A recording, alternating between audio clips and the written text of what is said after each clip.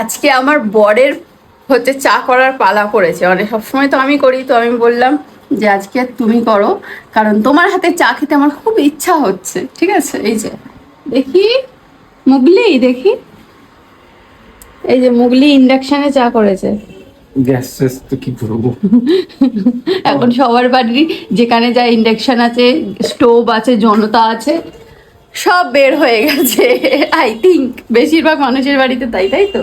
তারপর কয়লা, উনুন সব জ্বলছে।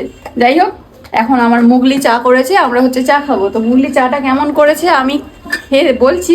কিন্তু মুগলি দেখছি নিজের চায়ে ডবল ডবল চিনি দিচ্ছে। যে কটা চিনির কৌটো আছে সব কটা থেকে এই দেখো চিনির কৌটো উল্টে দিচ্ছে। চিনি আর পড়ে না। তুমি এই চায়ের মধ্যে চিনি রয়েছে, আবার এরকম উল্টে উল্টে কে চিনি দেয়? আমি দিই। কৌটো ঢেলে খা। দেখো দেখো, কৌটো একেবারে ঢেলে খা। উল্টে নিচ্ছে চিনি। যেটুকু আছে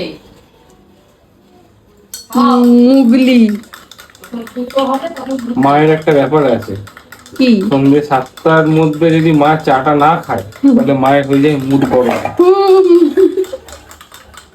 মাথা গরম হয়ে যায়।